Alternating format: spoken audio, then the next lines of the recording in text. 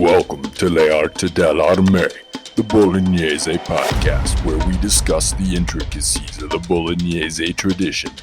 Today's guest is Patrick Bratton.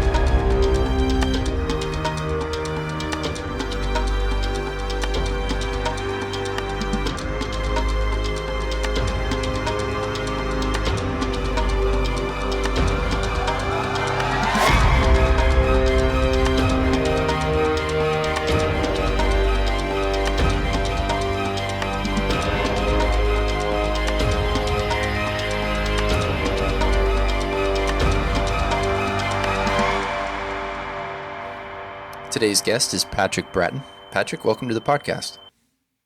Thank you for having me. It's a pleasure to be here. Welcome, Patrick. It's an honor to have you here, both from your academic acumen and as well as your fencing acumen. Stephen and I have encountered quite a few examples of naval combat coming up in our historical narrative, and we wanted to kind of get some perspective on that, but also your perspective on Bolognese fencing. So can you tell us a little bit about your martial arts background and how you got started in Western martial arts? All right. That sounds great.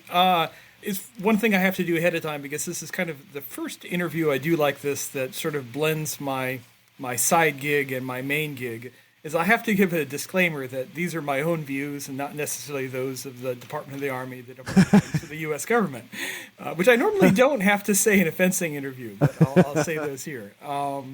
So martial arts, it's kind of funny. We could be here for a long time. Maybe not that exciting, but I actually kind of started in the weird Wild West proto-HEMA days of the 1990s, as I call them. And so there was a group of us, I was living in Alaska at the time, and we wanted to do something. I mean, HEMA didn't exist back then, but we were trying to cobble together a whole bunch of silly things to make kind of proto-HEMA.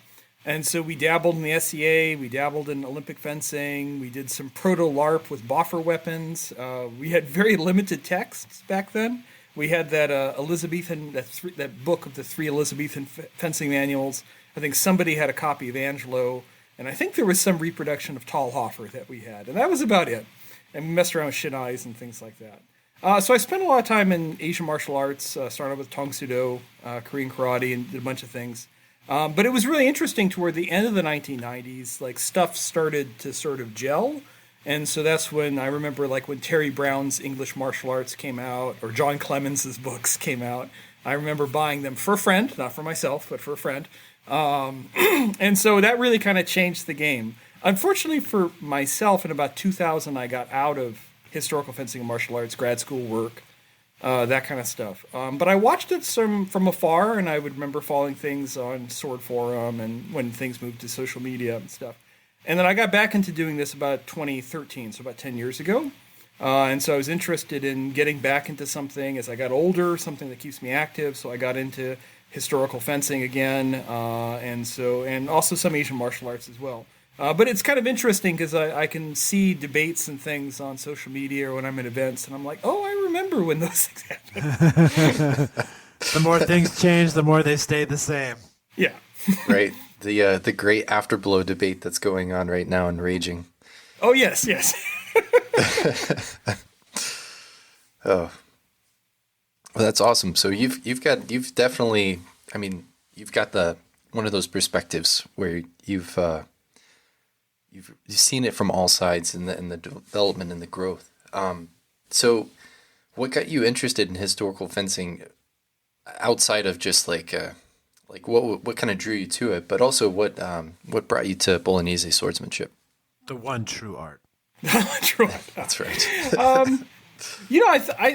I think like all of us, we have certain romantic notions of sword fighting and martial arts, and whether it's history, books, media, that kind of stuff. It was something interesting, and I know I wanted to do something. I just wasn't quite sure what to do.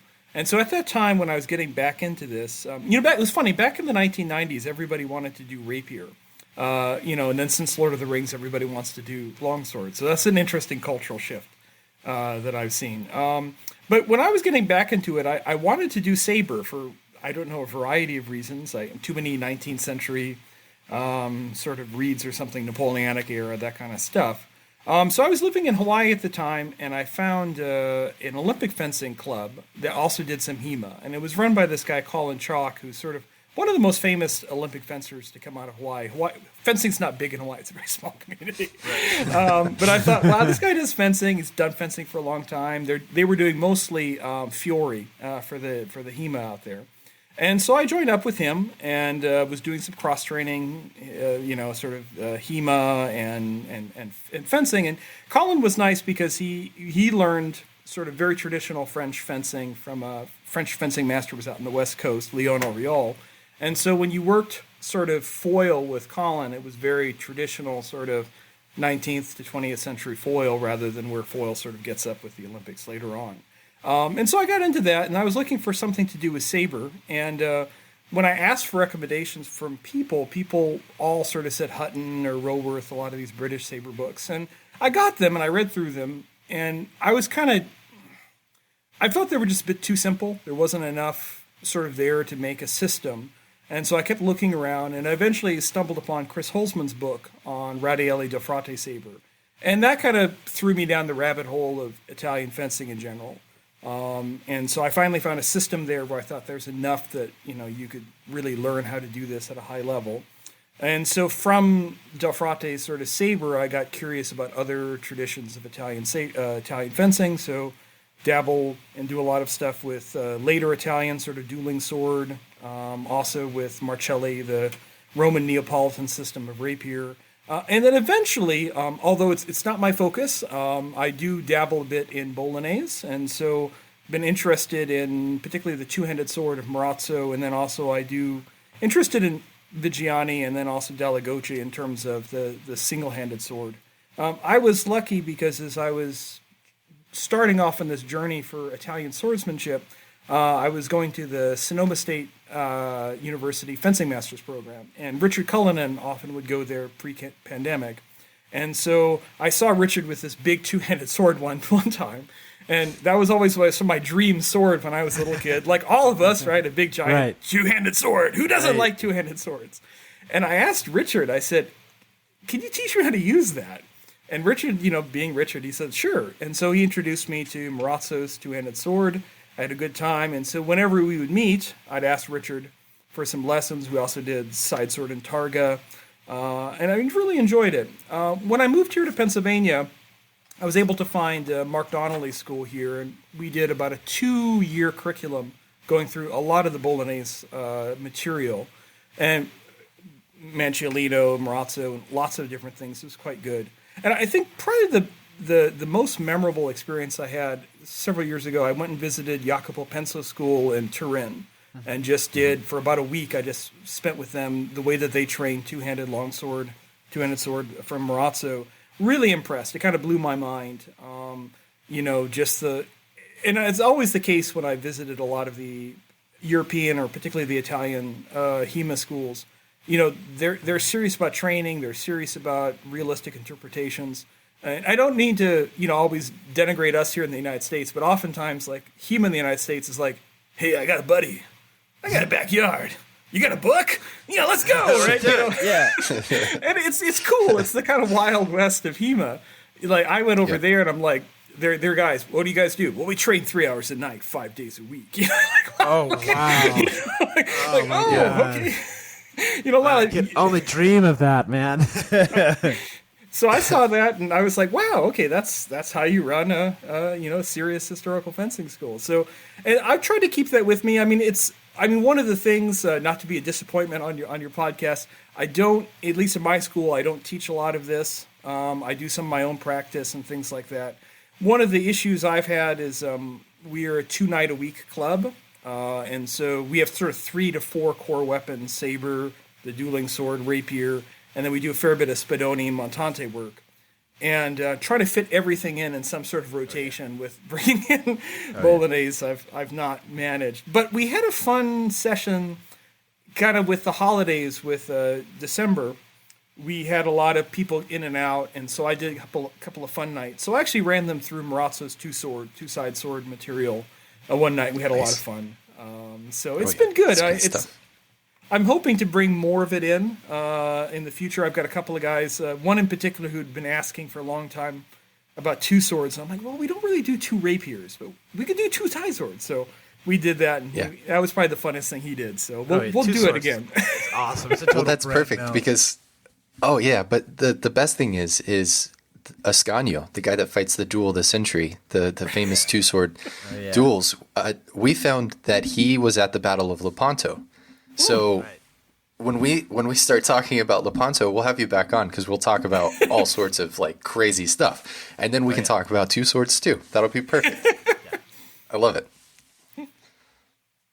And it turns out that was the second Battle of Lepanto. There was a first Battle of Lepanto, which was a win for the Turks. Yep. And then basically 75 years later is they revisit Lepanto, and we don't want to give away anything. Well, no spoilers on this one. Suffice to say, it's the naval equivalent of the Siege of Vienna twice. Right. Yes. Yeah. Yeah, that's nice. That's good. So you were talking a little bit about your school. Can you talk a little bit about what it was like founding your own school?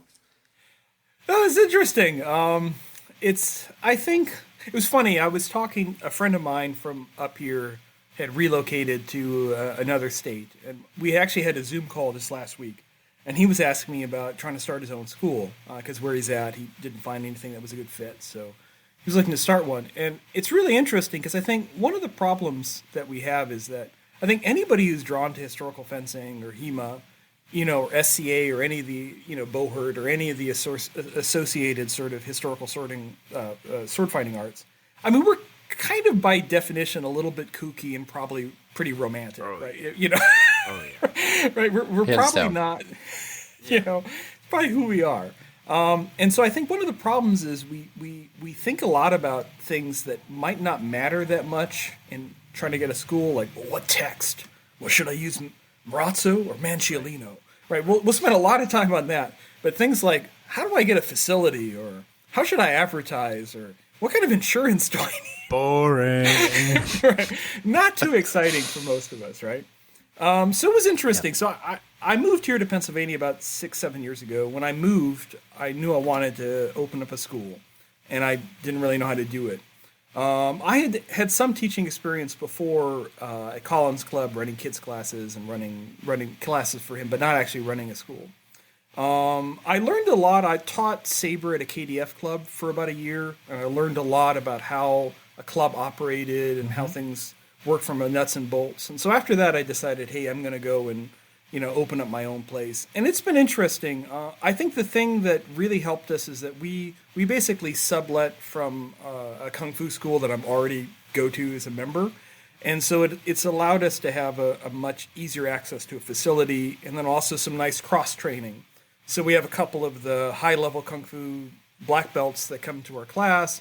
And I've also been able to bring in instructors from the school to do things like grappling, disarms, these things that, it's really nice to have somebody who's got like 20 years of martial arts experience. Like, hey, let's run through Marazzo's, dagger plays. Well, I was never a wrestler in high school, so it's not really my strong suit. But get somebody in there is like, oh yeah, this is how you take somebody down and grab a weapon out of their hands.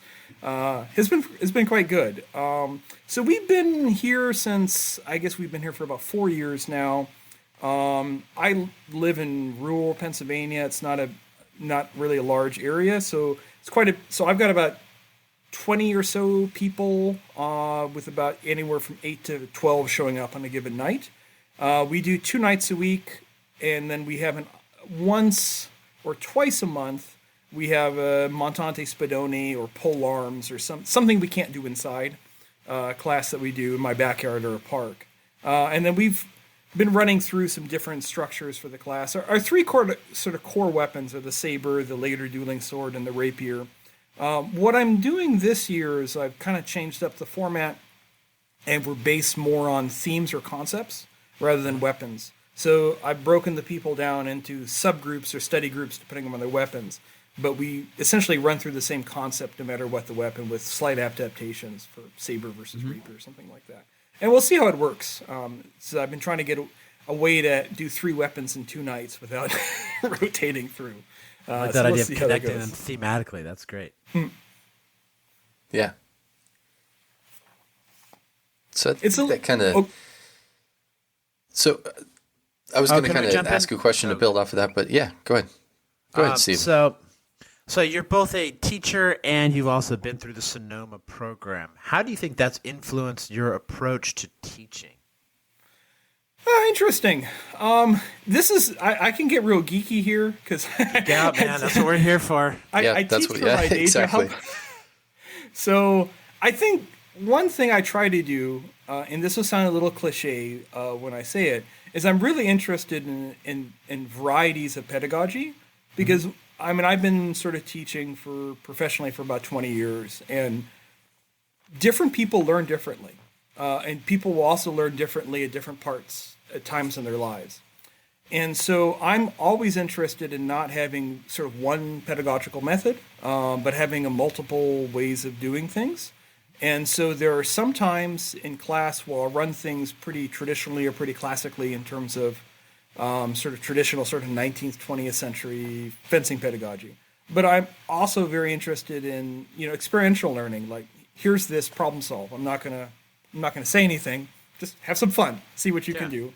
And I use games a lot. I use a lot of games. And so I try to have, again, a mix of sort of more traditional, classical sort of pedagogy and then a lot more active learning. So I'm very interested in one thing I did during the pandemic is I really went into trying to read more and watch more about modern, sort of sports pedagogy and kinesiology and these things to see how are different people thinking about how we teach people. Because I think one of the jokes I often give is, when I'm in the classroom with my day job, I don't teach like it's the 19th century. There's different ways that we teach now. And so it's the same for fencing. There will be times where I try to bring in something very, very modern in my approach, and there's other times where I'm able to draw upon something more classical. It just kind of depends upon the issue at hand. And certain students like certain things. Like I've got some students, the sort of the pomp and circumstance of 19th century, while it's not as impressive as some of the Bolognese routines and rituals, some people really like this kind of quasi-military structure to fencing. Other people are like, whatever, just give me a sword, I want to hit somebody, fine, Yeah.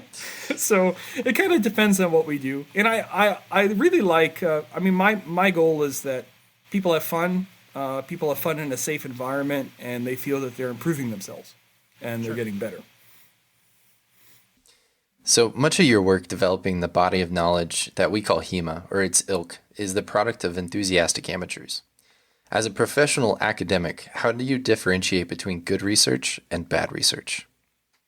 That's a tough question. I think there's a couple things that we can do. And one thing I want to stress is one thing I've seen in my life is you can have, and again, I'm like Mr. like cliche today or something, but you can have some really good synergistic results between professional academics and then people who are sort of hands-on enthusiastic amateurs or experimental archaeologists. Like I do a lot of, for example, outreach with the reenacting community. And there's just stuff that they will figure out and do that somebody like, in a tweed jacket, with a pointy head like myself, in a university might not get into. But you can really have some nice interchanges, I think, between the communities. And one of my goals I find in HEMA is to try and build those links. So one thing I did during the pandemic is I had a lecture series. And there's a guy, Steve Hughes, who's a retired professor who's a historian of Italian dueling. And I haven't had him give a lecture. And he's been a lot of fun. We actually managed to overlap. When I first moved to Pennsylvania, he was still in Maryland. And I went down and visited him. And we geeked out over like 19th century Italian dueling texts and stuff like that. But, Steve has always been really generous, talking with people and sharing his knowledge. So I think one thing we can kind of do is get bigger connections. But to sort of more address your question that you had, I think there's a couple of 3 things I kind of look for. One is what type of sources are we interacting with? And the farther back we go, as you guys who work in Bolognese know, I mean, it's harder to find sources. There's a lot of other obstacles in terms of just reading handwriting beyond just the language barrier. Reading 16th century handwriting is something else. I have a hard time in my own research reading early 20th century handwriting or reading my own handwriting. So what kind of sources are they using? Second, I would say command of the literature. And this is where I think, particularly if you've got people who have been able to take a history class, undergraduate, graduate level, is really important.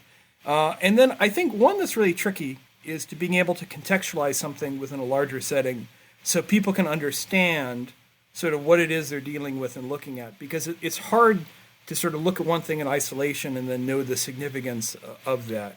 And so I think doing a lot of the stuff like the podcasts and a lot of the people that you guys have had here, really some good examples. So there's a lot of people I think out there that are doing some fascinating work. So like when I was getting ready for this, there's the Spadoni project that's on Good Blog and it's also on Facebook. My friend Maxime Chonard in Canada has done some really great work on the history of French fencing and things. A lot of people out there. I think one of the tricky things I think in HEMA is that it's not always easy for people to sift out the good from the bad, if you will. And so you have a lot of sort of older research done about the history of fencing. And some of that's quite old. It goes back to Jelly and Hutton and Castle. And then some of it is more modern that's been written since the 1990s. And a lot of this stuff, even if it's not always true, is often repeated, right? And so, like Giovanni that's one of the Bandineri being taught by Marozzo. Yes. Yeah.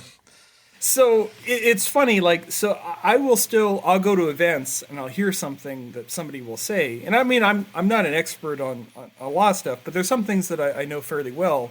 And I'll hear somebody say something like, wait, that's a second, third-hand regurgitation of some web post that somebody wrote in 1998 or something that probably should have been forgotten, and so on. I think that's tough. And in fairness to HEMA, I mean, as we've seen with Castle, Hutton, and Jelly, I mean, those, their works are not very well sourced either, even though they were writing in the 19th century. They made a lot of generalizations about things. And so I think... Go ahead. Oh, I was just going to say, I think my general thing on that is that if you want to build a navy, definitely call the Brits.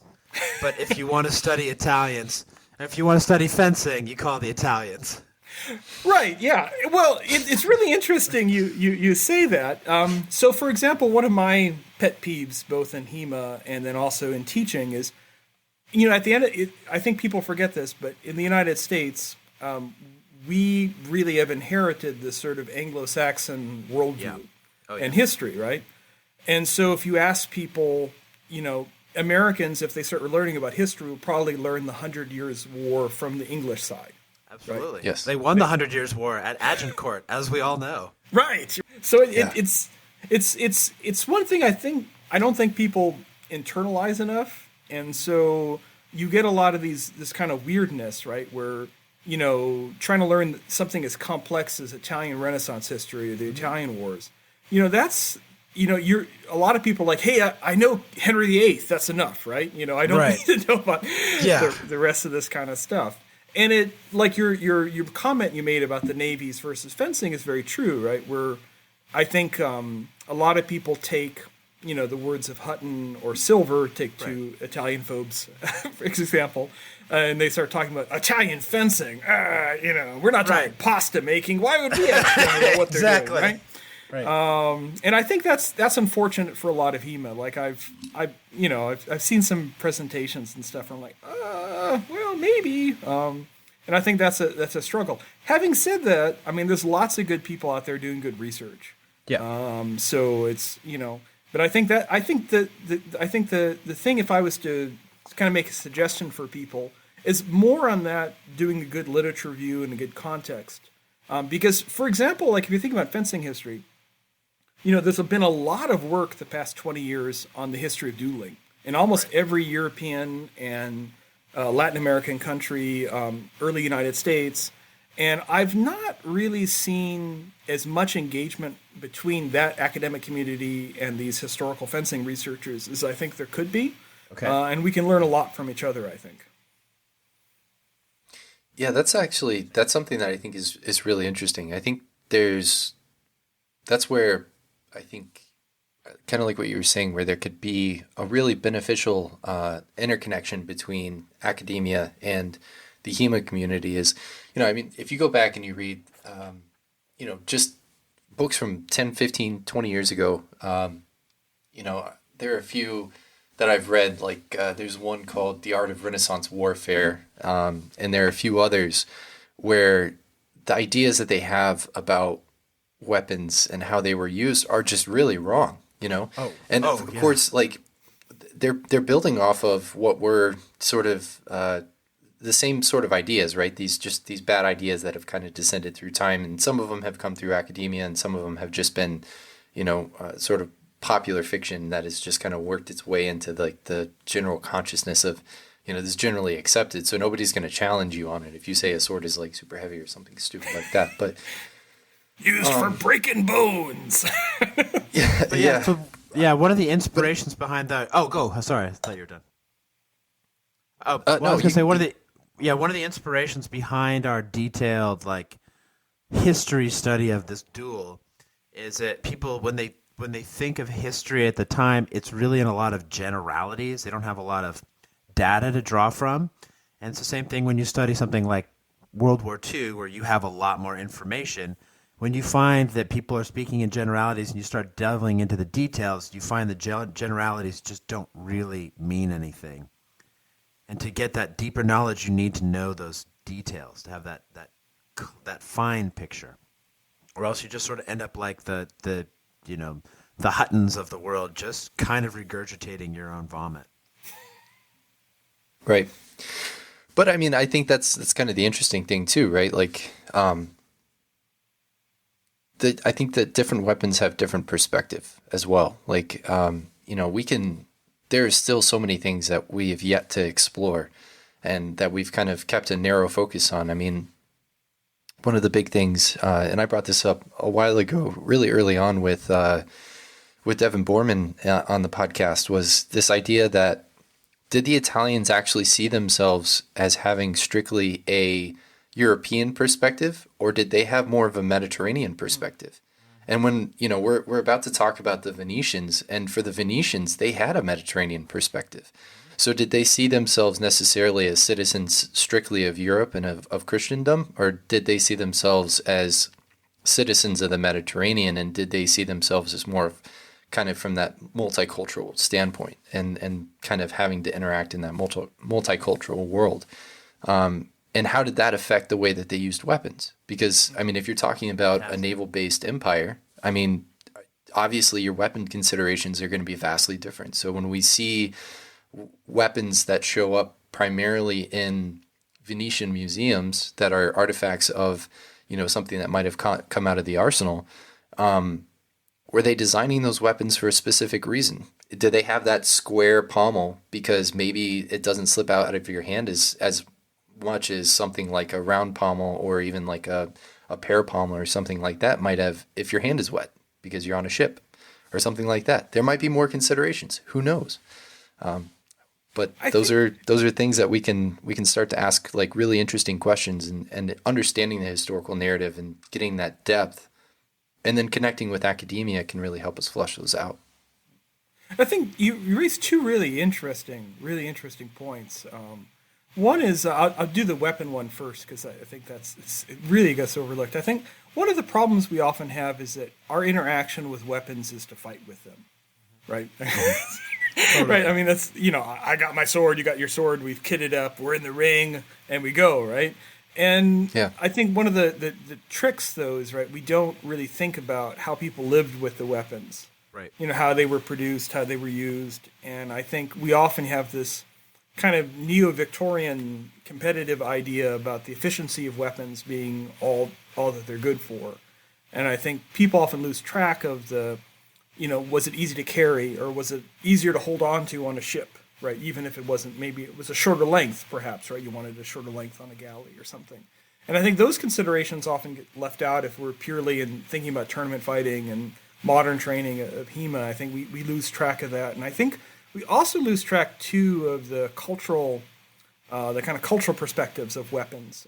So one of my hobby horses I've been engaging, this is a little bit outside of Bolognese, but it's useful.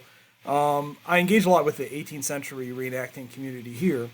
And there's a couple of like strong cultural currents that I have to deal with when trying to get them interested in swords and fencing. I mean, if I'm to put a generality, most American reenactors really like their guns. They don't really care about their swords. And, we're given a lot of these stories about how people on the frontier would leave the hanger at home and carry a tomahawk rather than a sword. I that all might be true, but I think one thing it leaves out is, again, if you're coming from a country where you could only carry a sword if you were a noble or you're a soldier, whether or not your sword was actually useful in a fight might be very important for your identity, even if you don't know how to use it. And I think these are things that we often, because again, we're just thinking, well, my sword is 36 inches longer than yours, so it's better, right? We kind of lose track of these other intangibles. The other one that you mentioned that's super fascinating is, again, our kind of modern notion of grouping peoples together is based off of land masses rather than maritime environments, right? So I think the Mediterranean, because of a lot of the work that's been done in the past 100 years or so, people have become much more comfortable with this idea of a Mediterranean identity rather than a European or a North African or Levantine. But it's interesting, that's a different kind of way of looking at the world than the way that we've been traditionally taught in sort of middle school geography. And I think that's the thing that's really interesting to explore in historical fencing and a lot of these things is these interactions and links between different cultures and how different people, why is this here? Well, actually, that was, although for us today, that's the Balkans. At that time, that was a Venetian outpost, and that's why there's this element of, Venetian or what we would consider Italian culture, et cetera. Here, I think, totally fascinating, I think. It's one of those great overlooked things. Yeah, and I think one of the biggest things that we found, too, is, kind of going into a little bit of depth about the Venetians in particular is that, for their perspective, the one thing that Venice didn't have, they had a great economic structure. They had plenty of resources based on the areas that they controlled. The one thing that they never had was manpower. That's why they were always, seeking to expand into Italy or even gain new territory outside of that. And one of the things, that Steve and I come across quite a bit in the historical narrative is that, most of the Venetian forces were stratioti. And so the stratioti were from the Balkans. They were mostly Greek soldiers that, had come up. They were Ottomans who might have remained Christians and fled from Ottoman control. And most of them got conscripted into service with the Venetians. And they used, Turkish-style horses. They used lighter cavalry, and they used single-handed swords. Oftentimes, they're commented on as having used curved swords. That's a historical bit that comes up quite a bit. It's funny, Stephen. This I just picked up this really good book called Murder, Treason, something. I don't know. It's about a master Venetian spy. Looks awesome. And it's funny for 2 points. So you mentioned that language and trying to translate certain things and having that knowledge base of a language, it can be really difficult in being able to kind of decipher the text. And I thought about Stephen. I thought about you in this book because the guy was talking about how terrible it was reading Venetian. Oh God, yeah, it is, man. It's like when you are kind of mad about Italian and you're trying to read dialectical Renaissance Venetian. But I don't think we can afford to go on that segue. We want to make sure we get all our questions I just thought it was funny. Yeah. But he does mention. There's a French source that he also mentions talking about the stratioti, and he talks about how they called the French actually it was at the Battle of the Spurs, so it's a battle that happened where the French fought against the English in the the Germans, and Maximilian finally won a battle. And it was a big cavalry battle. It's actually a pretty massive battle. It's like 10,000 French horse against like 2,000 or 3,000 German horse and English. And the Germans and the English end up winning. And it's pretty remarkable. But at that battle, one of the things that Maximilian talks about is the fact that he used stradioti, and they call them Turks. They say that they're Turks that use curved swords and light horses, and that was from one of the references in the sources there. So I thought that was really interesting. But it is, yeah. Yeah, so yeah, I mean it's amazing, and we see that a lot in a lot of Renaissance paintings. We see these curved swords that show up, and the question is, I mean, how much influence was there? I mean, there's a big art culture in Venice. I mean, was that a thing? Was that a stylistic thing that kind of came from this, that the Venetians kind of imported into Italy proper? So, yeah, I mean, there's just all sorts of questions we can ask. I think the first Italian source, I mean, the first kind of Western European, Mediterranean, however we want to consider them, I think, but in Marcelli has a couple of chapters about how with a rapier, how to fence against somebody with a saber, 1696, and it's interesting. And he talks about, and he's very broad. He's like somebody from the East. It could be somebody who's Turkish. It could be somebody from Venice. It could be East. Yeah. East uses the sort of Eastern East, and it's quite interesting. I think it's one of the earliest, at least, like sort of Western European sources where you've got engagement with how to fight a saber. So it's interesting. Yeah, I mean, I know in particular, somebody like Docciolini does actually mention in, I think, late 1600 or early 1600, he's like 1607 or something like that. I can't remember off the top of my head, but he does talk about, I think at the end of his first chapter, when he's talking about the sword alone, he does mention that you can do that with a curved sword. Oh, cool. So all the stuff that he's talking about, which is basically just that outside, you're just trying to control the center and then trying to get to the person's outside so that way you can control their arm and collapse them. So, yeah, I mean, I think that there are a few out there, and there was another one that I can't think of at the moment, but I know he was like 18th century kind of fellow. So that's a little bit later. But in your academic career, you've taught at war colleges. Can you give us some sense of what this entails? Oh, 2 hours, that's fine. So it's interesting. So I kind of do this biographically a little bit. That might be helpful. So when I was in grad school, I got a research assistantship at National War College, which is in D.C., and this was my first experience working in what they call professional military education, or PME. And I found it very fascinating because the students were very different than the undergraduate students that I was just starting to teach when I was a grad student.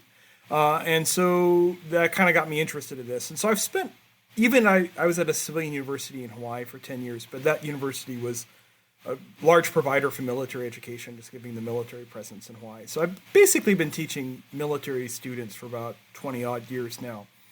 So at the war colleges, at least in the United States, this will vary from country to country. What it is it's the final formal military educational degree that military officers will get. And so they're normally in at about 20 years of service by this point. So they have, nominally, they would have, the military academy for their undergraduate degree. Mm-hmm. About 10 years in, they would do a command and staff college. And then 20 years in, they would do war college.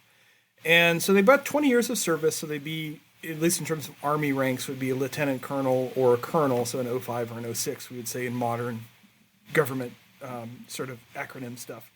And so what we're trying to do there is we get them for about a year. And what we're trying to do is help the students move from a sort of technical role that they've had up to that point in their career, whatever it might be. It could be armor, it could be HR, it could be intel, it could be whatever. And try to get them into a broader sort of perspective so that they can move on to being basically what we term a strategic advisor.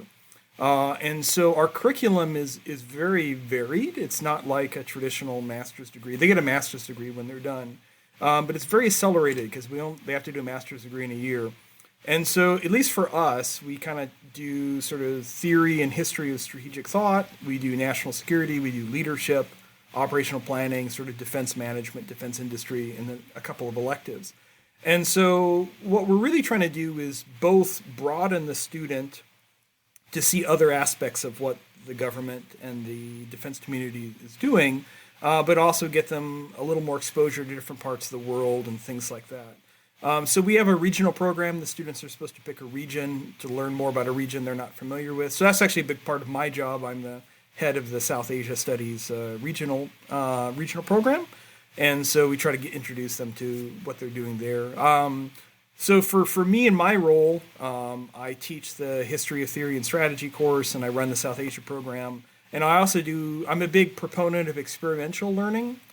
So last year I was privileged to take a group of students to India for a couple of weeks. And then we also do a lot of things in the area. So I do staff rides to Gettysburg. And we do kind of the traditional kind of staff ride and things like that. They're really interesting because the students have a lot of life experiences. They bring a lot of those experiences to the table. Mm-hmm. We have a lot of international students as well, so we get different perspectives in the classroom, and so it's quite exciting. I mean, it's different than teaching the traditional undergrads, but it has its own challenges. As we get older, we learn differently.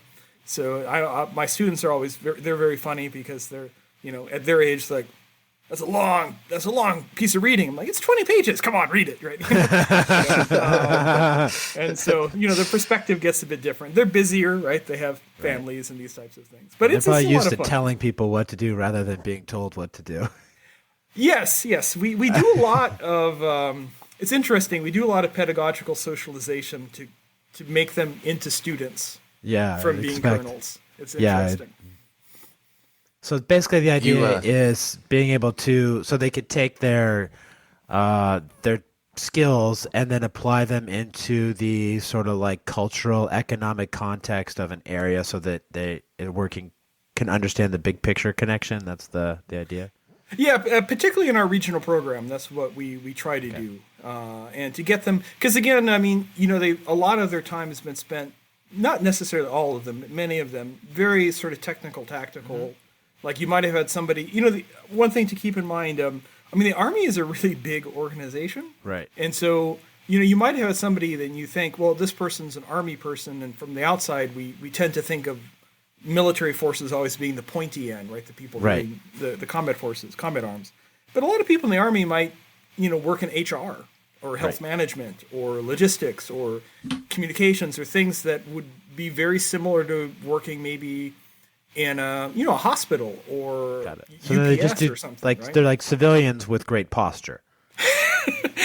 Right. I might. My next time I teach with a logistics person, I might make that and see how far that one goes. But yeah, it's pretty fascinating. I mean, that's my dream job, by the way. That was always like, because even though I work in a hospital and I'm a medical professional, my passion has always been military history, and strategy in particular has been my big thing. That's actually what led me into HEMA.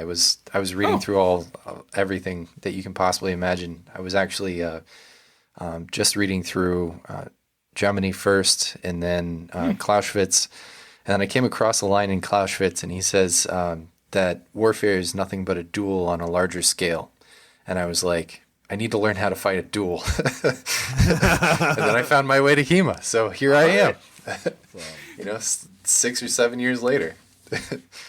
But so for our series here, like, I mean, how do you see? I'm going to add a question here, Stephen. But like, how do you see that, at least from your perspective, being a scholar of sort of these strategic notions?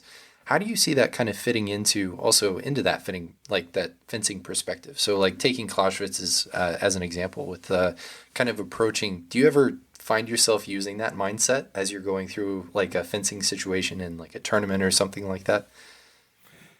Oh, that's my dream, right? That's my dream. Beat up there, gold medal bout. Clausewitz said. That's my dream. Seriously, it does impact a lot, and it impacts both an obvious and then I've been surprised in some ways. This is a really interesting question. I try to take a lot of it into perspective. So, for example, I think about one of my goals in both fencing teaching and then also in fencing is to try and balance that classical Renaissance balance between arts and letters, right? And so I think we've often in the historical fencing community had a separation between, the people who love the text and reading but might not want to do. The jocks and the nerds. The jocks and the nerds, right? Stephen, I was coming up with a slightly less direct way. Let's just get right to the point. He's an honorary Okie now. I think the strategy aspects helps us to bridge that if we're thinking about, how the mental game of fencing and how we set up actions and stuff. And I think that's one thing I try to do a lot when I'm teaching is to talk to my students. Hey, we'll do this. We'll do a lot of lunges. We'll do a lot of whatever. But also think, hey, what are you trying to do? What's the opponent trying to do? And so I think particularly Clausewitz for me is very important as he talked about war being always this dialectic between two wills. And I think that's something that's really important in fencing is, it's not just you. Your opponent gets to decide things, right? Right. And so you have to think about what your opponent is doing, how you can set a trap. And so I think that's something that's often overlooked because we tend to think about what we can do, in acting on a lifeless mass, as Clausewitz said. And I think that's really important for strategy. So I think the strategy or the tactics of fencing, that's an easy fix. I think there's some other places, too, where I've wondered about linking in. So, for example, in addition to Clausewitz and Jomini, we also try to cover strategists or theorists from other cultures. So we read Sun Tzu and Kautilya, Charnakya, some of the Asian theorists and some other places. And so one of the criticisms when people engage with Sun Tzu, right? Sun Tzu has all these great pithy maxims of what you do in every circumstance. And so sometimes people say, well, wait a second, but if I read Sun Tzu, you can't do that to me because I know all your sneaky tricks that you're going to do. And one of the analogies I made is actually to, Fiore, where he's got all of these plates with, this is the counter to this. And so you start thinking about, how you represent teachings of what to do, what's the counter to this. And I think it takes you to some really interesting places when you're looking at these. And I think some of the authors lend themselves to that, right? When you have some of our authors, like Dallagocci and some of the others that also blend into tactical formations and stuff like that. It can be quite interesting to see. And then you never know, as you guys were mentioning, you never know the little nuggets that you can pick up where, a guy who was writing who also happened to be an infantry or a galley commander or a cavalry commander, right, and they'll say something in passing and you're like, oh, that historian is writing about this type of warfare. That's probably something they should have paid attention to. Probably should pick that up. Yeah. Yeah. We still have to have Hema on a boat. That's going to be epic. Yes.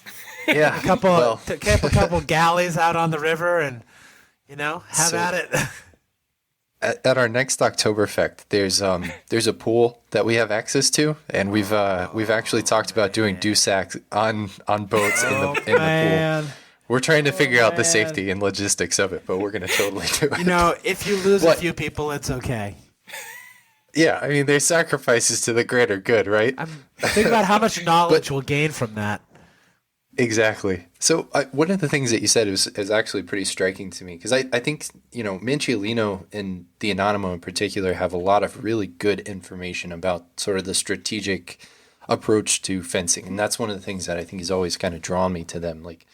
Kind of speaking to Sun Tzu, the idea of how do you set that trap or set the intention for your opponent. And one of the things I think that a lot of people who have experience with Eastern martial arts have this knowledge, or even some Western martial arts, but more like boxing and things like that, is setting expectations for your opponent. So one of the things that Manciolino talks about is, and so it's not something we see a lot in fencing. A lot of times all we get is, from let's say a KDF perspective, they were like, all right, you're going to jump out to the side and throw yours fair cow, right? And they're going to kind of throw their cut. But this is a Bolognese podcast, so we're going to throw a falso and puntanto or something like that, right?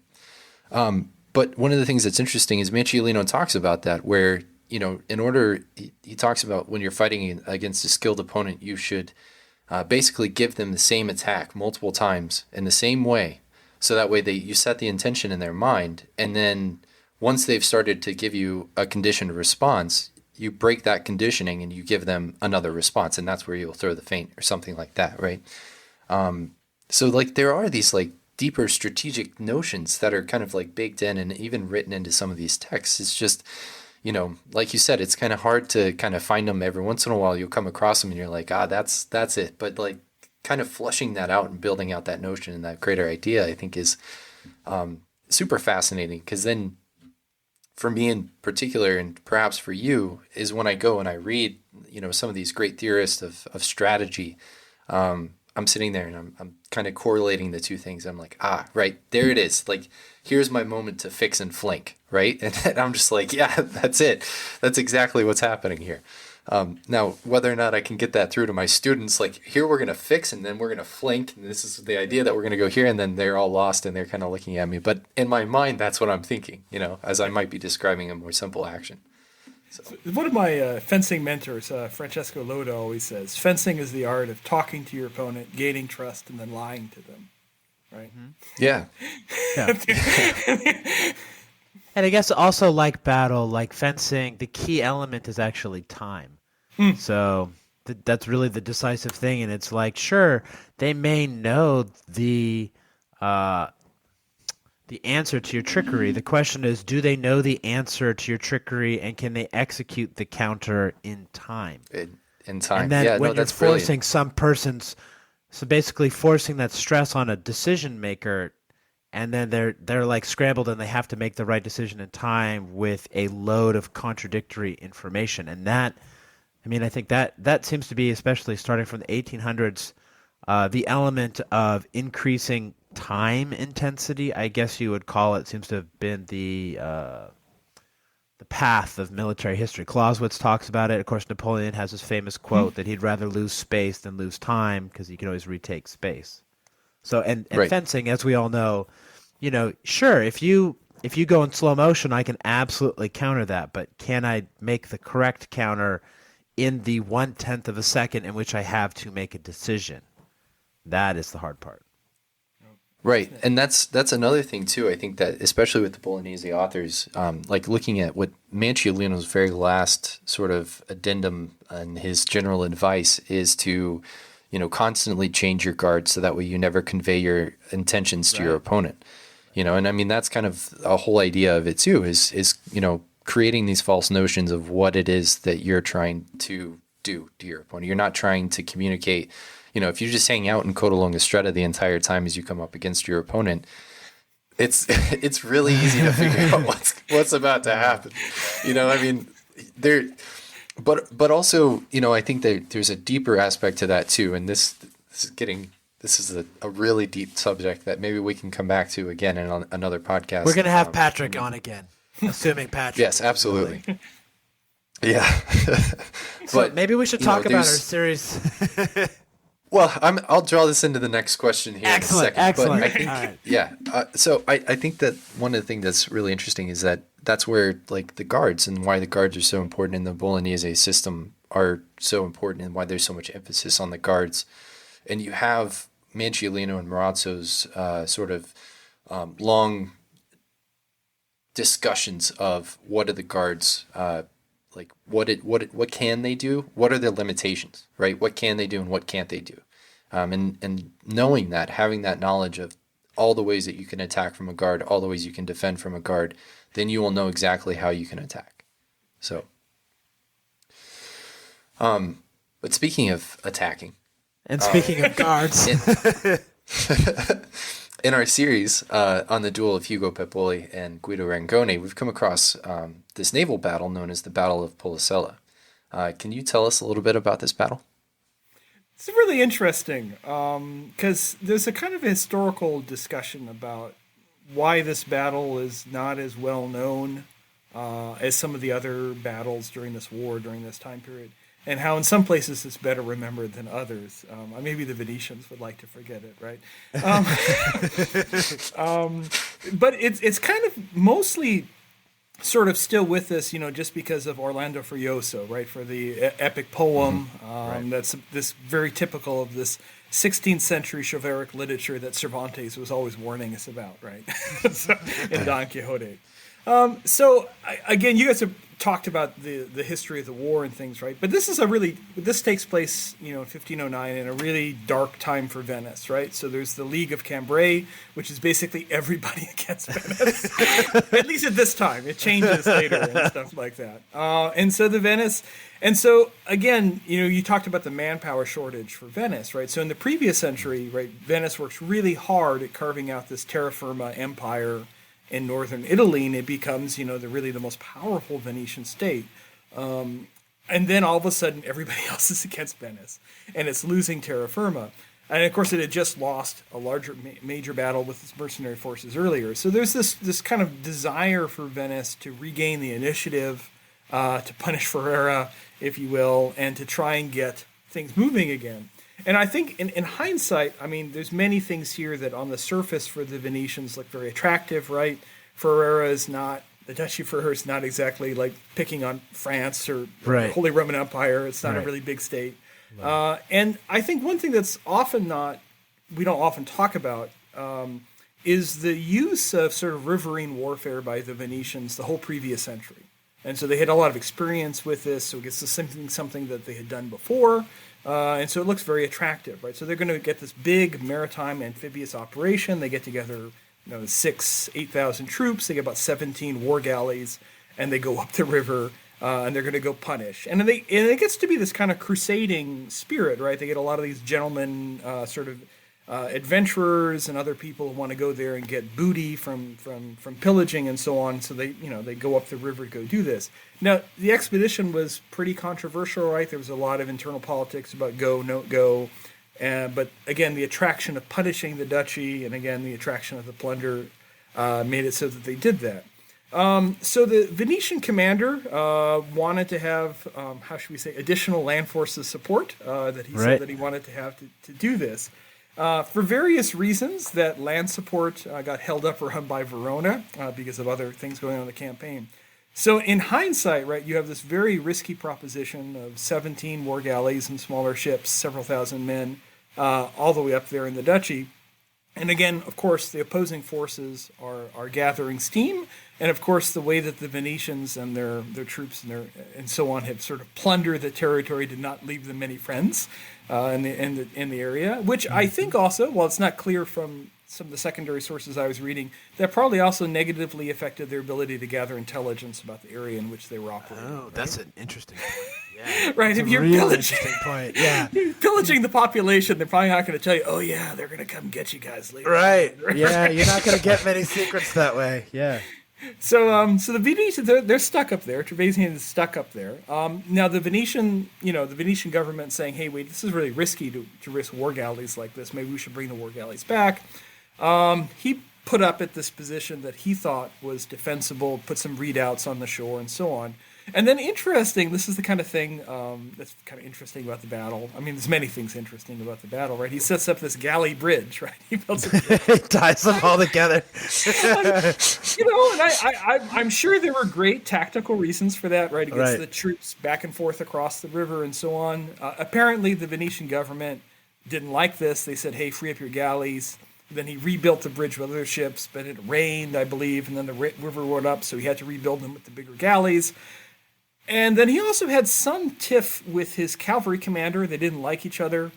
His cavalry commander, and again, one of those things, again, I'm trying to read in a little bit more sort of military tactics into this than what the sources sort of gave me. But again, oftentimes your cavalry is your eyes and your ears, right? Particularly the Venetian light cavalry that they had. And so if your cavalry commander complains he's got a headache and he disappears to the other side of the area, right? Again, not really a recipe for success here. So again, they were attacked. The Ferranese seems to have put up a large amount of cannons on the riverbanks. And again, when they opened fire, it was again sort of the proverbial sort of, ducks Sitting in a ducks. barrel, if you will. And heavy losses for Venetians. So I believe the Venetians lose about 15 galleys. A lot of men, and I think particularly, and this gets to the whole sort of scandal when they get back, right? So they try the commander, imprison him. There's a whole bunch of finger pointing back in Venice after this campaign, and I think it's important to think about because there's a lot of, I think, important things here. one of the things we talked about earlier for the Venetians, right? Because of their manpower shortages, they're often using mercenaries. This is the thing, Machiavelli complains about incessantly about the use of mercenaries. I think one benefit, though, for mercenaries for Venice, I would argue, is that there is a degree of plausible deniability in terms of military honor, right? It wasn't our fault. So those guys we hired, right? Wasn't. But this is a loss of Venetian galleys, and the Venetian galleys, they're while they are going to have mercenaries and other people on them, this is the core of Venetian strength, right? So Venetian nobles would be commanding them. You'd have a core of Venetians who would be in terms of the Marines and the soldiers who would fight on them. So this is a very tangible system, sort of symbol of Venice losing. It's like aircraft carriers to the United States now. Right. Yeah, like aircraft carriers. It's something that's really, really politically dangerous to lose. And then also the expense, right? It's 15 war galleys. So if you track, some people like John Gilmartin and others have tried to track like how many galleys are operating for each country in the Mediterranean in the 16th and 17th century. I mean, there's a lot of times Venice is only operating at a given time 40, 60 galleys. To lose 15 like this is huge, right? It's something that keeps them, and again, it causes them to continue to lose the strategic initiative because they're not able to deal with other maritime threats that emerge the following year in Venice. And so strategically, really, it kind of ends Venice's policy of trying to aggressively militarily overturn the losses that it had earlier in the war, losing the terra firma. And then, again, the kind of conventional narrative at the end of the battle, right, is that Venice has to then working with allies and partners and working through diplomacy to try and get that back. I will note one thing that's, I think, quite interesting, and this is, I'm going to draw a little bit on Mahan here because I think it's a point. One thing that you see that's really interesting with sea power states, whether it's Athens in the Peloponnesian War, Venice here, a lot of countries later on, Holland and Britain in the more 18th sort of century and things like that. Being a sea power state gives you tremendous resources and staying power. And so you have these moments where Venice loses all of the terra firma, but it gets it back, right? It gets its territory back. And I think that's the thing that's quite incredible about the Venetian saga, the Venetian epic, is that there's many times where, they lose pretty badly. Could be Genoa, could be the Ottomans, you take your pick. The Venetians managed to rebuild back, and it's really quite impressive what they do. They have a lot of recuperative power, like how the Brits always end up getting their butts kicked on the continent, and then they just hang out, rebuild, and then come back and raise hell. Yeah. With some other combination of alliances. Yeah. Again, I guess it's that time thing, just being able to have that time to recuperate instead of being crushed in that moment when you are vulnerable. Yeah, Mahan called it staying power. Right. Maritime states had this ability to endure losses and then recoup those losses. Yeah, it's pretty interesting. I want to kind of going back to that book that I referenced earlier. I wish I had the name off the top of my head, but one of the things that I thought was kind of interesting, kind of speaking of Mahan and just this idea of having that semblance of supremacy, especially in the Mediterranean. One of the things that it talks about in that book is it's writing from the perspective of the 1520s, and so Spain at that point was under the Habsburgs, and it was a massive power, and they also had the American colonies, and so from a Venetian perspective, since this guy is a master Venetian spy, one of the perspectives in the book that it's kind of highlighting is the fact that the Venetians were terrified of Spain because they recognized that they had all of the aspects of their maritime power, both from an economic standpoint and from a military standpoint or from a naval standpoint, were gone. And they didn't have that edge of supremacy anymore. And for all intents and purposes, trade lanes had started to develop by the early 1600s, where they didn't have to come through the Mediterranean anymore. They were finding alternate routes where they could start producing and providing trade that could basically circumvent the Venetians. And so that's where they really started to lose that power. But before we started the interview, I was watching your lecture on Mahan, Patrick, and it was absolutely fantastic. I can, if you want, I can link that. Yeah, shoot me a link to that. I want to see that. I will. Yeah, I want to have to read it, but I'd much rather have Patrick's take on him. Save me some But time. you were talking about Mahan's tridents, and I was kind of trying to think about that and apply that to this situation, especially with what the Venetians were experiencing with Polesella and why Ferrara was so important. And it's kind of crazy because in an episode that we didn't create, Steve and I were going to do a little bit about the guy that published Manciolino's book, Zappino. And he was Ferrari's originally, but he was living in Venice at the time. And he actually gets arrested for basically writing a scathing satire about the Battle of Agnadello and the Venetians. And it's right before the Battle of Polesella. And so the Battle of Polesella happens, and then he gets arrested by the Venetians. And basically he's really fortunate because he's super rich at this point, and he has enough money that one of the Venetian nobles kind of takes up his case before the Serenissima, and he gets out after, I think it's like 3 months of detainment.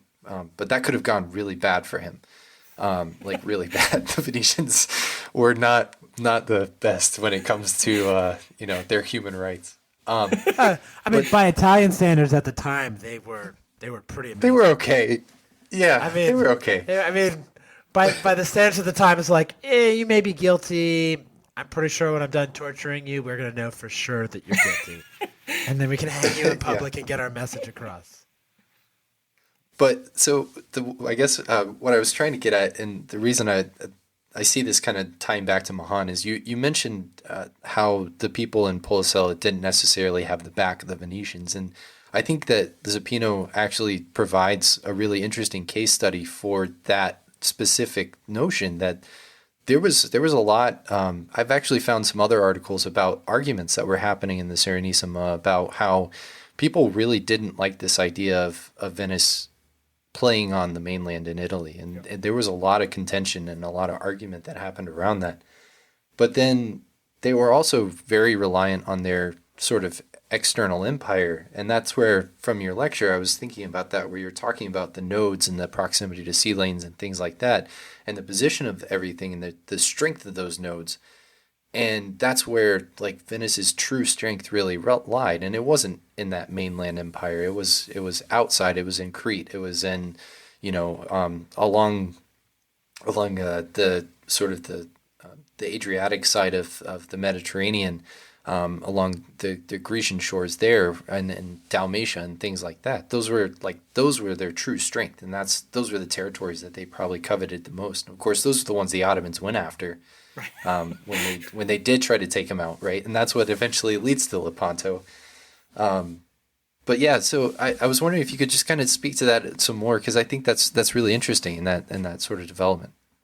You've in the kind of niche area of Venetian Mediterranean studies, like you've put your finger on one of these huge historical debates, and I'm not sure the historical debate has ended. I mean, this is something where people, I don't know, like, I mean, as you well say, the Venetians themselves argued this, right, in the 16th century, right? Yeah.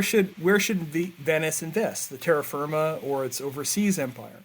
And so there's been a lot of people. I mean, it's really funny in the United States. Venice is one of the few places that people write about a lot, in sort of, right. And both in Britain as well. There's a big sort of cottage industry in Britain of Venetian sort of histories and things. I guess fellow maritime powers, right, and the Grand Tour and all that in the 18th century. But so there's it's an important case study.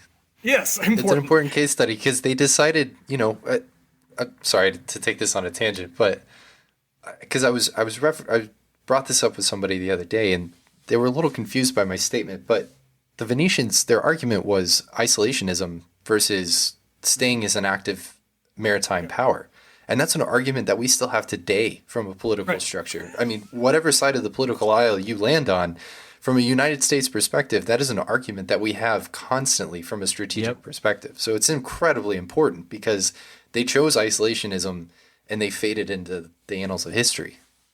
So it's really interesting. So you also mentioned, I'll double back something that you mentioned. I mean, I think this is something that we don't always actively think about, but how the world was changing in the 16th century. So whether it's the Spanish going into the Americas and the supply of silver and precious metals, the Portuguese going to the Indian Ocean, and so the trading network that had existed for hundreds of years that the Venetians and the Genoese built up, both through trade and through war, with great cost that made them very wealthy. This starts to break down into change, and at the same time, we've got the Ottomans pushing, and so the Venetians and the Genoese lose a lot of the trade networks they depended upon, whether it's the Black Sea or whether there's alternative trade routes coming with the Portuguese and spices, and so there's a real kind of crisis that's emerging for them and how they think about maritime power. So there's this argument, right, that hey, we're losing the maritime empire. Let's turn into a more conventional sort of feudal society where we're drawing upon land. Right. And invest in the terra firma, yeah. Invest in the terra firma. And so there's this debate, and it's really interesting. Like, again, just to get ready for this podcast, I was rereading a lot of books about Venice. And it's just really funny. I can put 2 or 3 books over here that here's the terra firma was what kept Venice going. Yeah. And I can put 2 or 3 books over here. No, terra firma was a waste of resources. And so it's interesting to look at with Venice, both because it's interesting because we don't just have a historical debate today in terms of historians and historiography, but we have people at the time in Venice who were really conflicted about where Venice's future goes. And as you well mentioned, right, as the cost with these wars, Venice eventually turns into neutrality and tries to look inward and stay away, even though it still has many, many other wars that it gets sucked into. I don't know if they really went full isolationist, but Right. that's neither here nor there. They tried neutrality.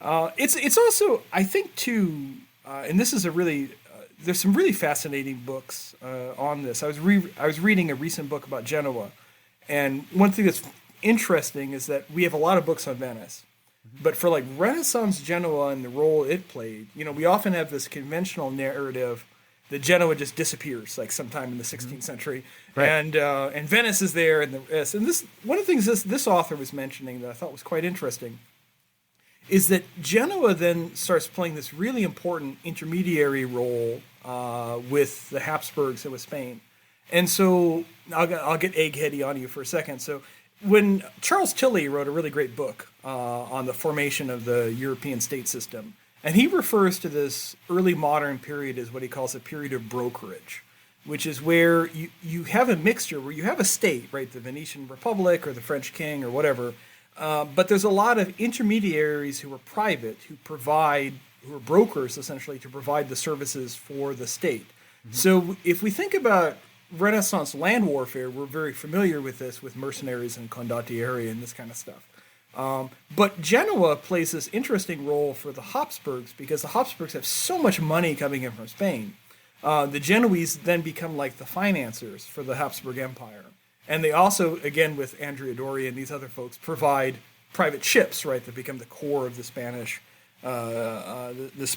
fleet in the Mediterranean.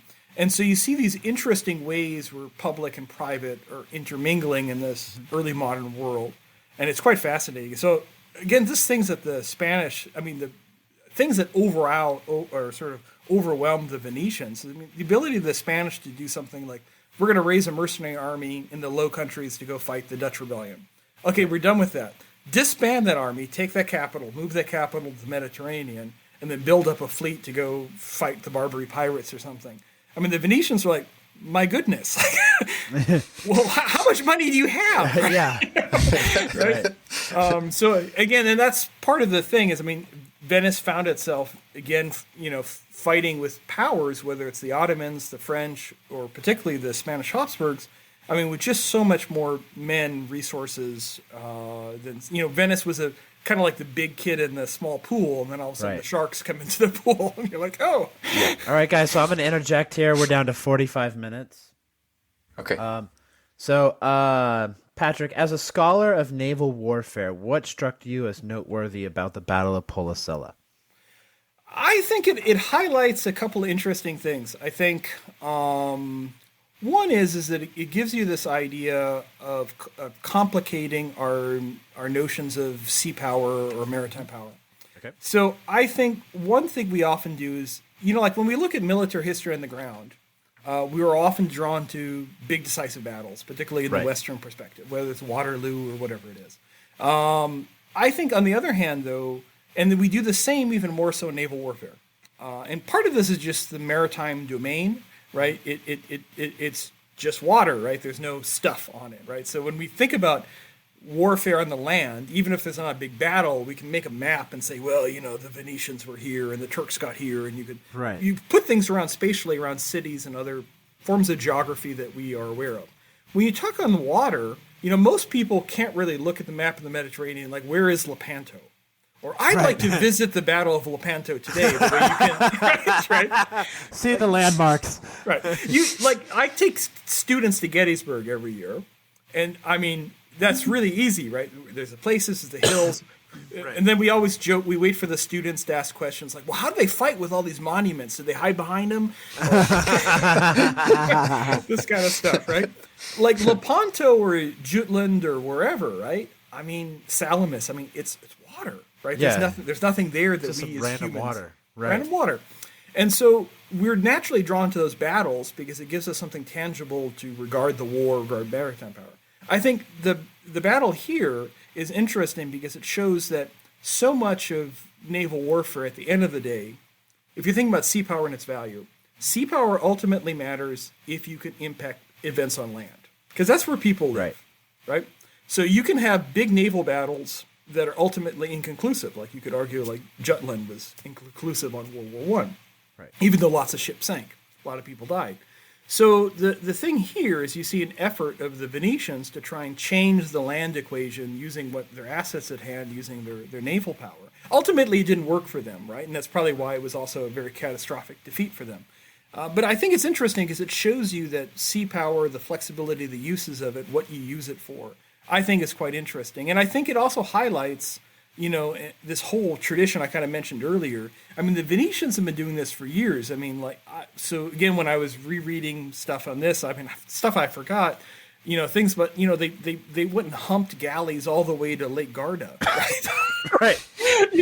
And they fought 2 battles, one unsuccessful, one successfully on Lake Garda. I mean, they're pulling galleys like 5-6 miles overland, right? And of course, that's a very important area for Venice. Brescia's there, which is a big arms factory. Right. And things. I mean, that's incredible if you think about it. So I think it's really interesting that we look at this, and for various reasons, riverine warfare is always kind of the neglected aspect of military history. I mean, whether it's riverine warfare in Vietnam or the unless you live in the Midwest or the South, the river warfare along the Mississippi during the American Civil War. The torpedoes. Yeah, all that stuff. Right. Most people don't pay a lot of attention to that compared to conventional naval battles. So I think this shows you an aspect and gives you an insight into Venice and what Venice could do. It also, and we can talk about, I'll kind of leave a thing here we can talk about more later. It also talks a lot about the changing nature of technology and its impact on war. So I think you can make a strong argument what Venice was able to do successfully in the 15th century was impossible or much more difficult to do once you have the spread of cannons in the 16th century. That gunpowder is just a buzzkill. Right? Really hard to sink galleys pre-cannon. Much easier with big cannons to sink galleys, and I think that's also kind of important. So, cool.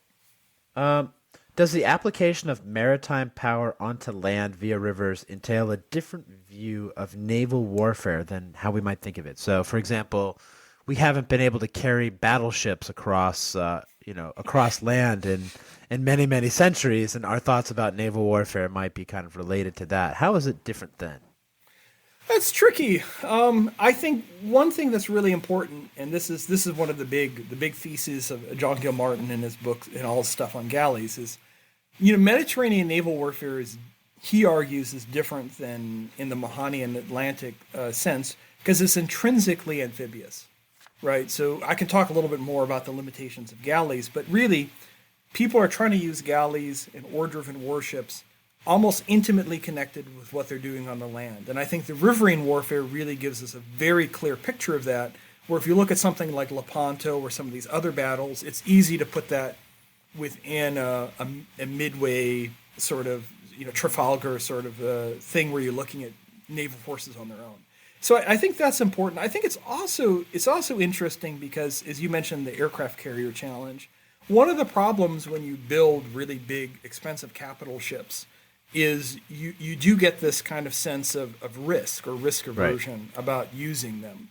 And I think particularly in the Venetian case, right, where they're basically the best galleys in the Mediterranean for most of the 16th century, they have a manpower shortage.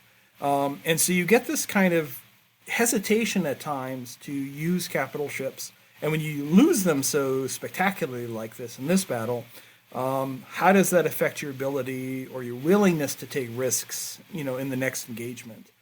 And I think one thing that's also really important, and I don't know the history of has been covered well, the impact this might have had in terms of the skill that was lost in terms of the sailors and the soldiers. Because this is one thing we see later with the Ottomans and then a couple of the other later Mediterranean battles, where it's not just the ship sunk, it's also the loss of skill. And we saw this in World War II, right? When the United States... Japanese. With the Japanese, right. So you could maybe build new ships, but do you actually have the skill? And particularly for the Venetians, that's really important. Because for a long time they didn't use slaves for rowing. They wanted actual people who knew how to row and were dedicated to the Venetian cause. I'm not sure how much of an impact that had, but I think that's an intangible that's really important that often gets overlooked. Particularly, it has a bigger impact for the Ottomans later on. Again, losing people spend their whole life learning how to shoot a recurve bow. It's not easy. It's not really easy to replace, right? Right. Cool. So what would you say are the biggest challenges of looking strategically at naval history? It's tough. This will sound kind of weird, but while people have been fighting on the water for a long time, one can make a strong case that people have not thought theoretically about fighting on the water for very long. Okay. So it's interesting. I mean, we have some writings, right? I mean, Thucydides talks about sea power. Cardinal Richelieu talks about sea power. But it's really not to Mahan and Corbett, at least in the English world, that we have people who are thinking systematically about history and theory of naval strategy. And so because it happens very late, and they're interested in how to understand it better because they're faced with their own technological changes in the late 19th, early 20th century, moving away from sail to steam and eventually submarines and aircraft and all this other kind of stuff.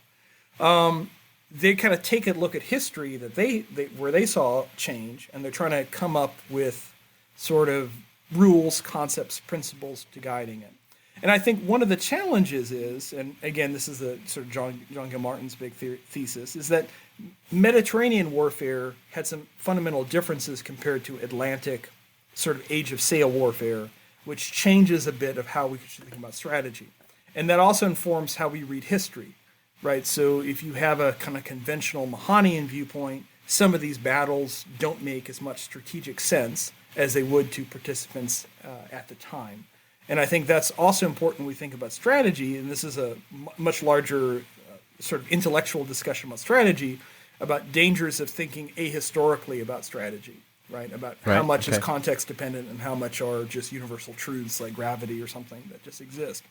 So I think that's one of the big challenges that people have is I think we don't always kind of understand the nature of these societies and what they were fighting for and how they viewed victory and defeat.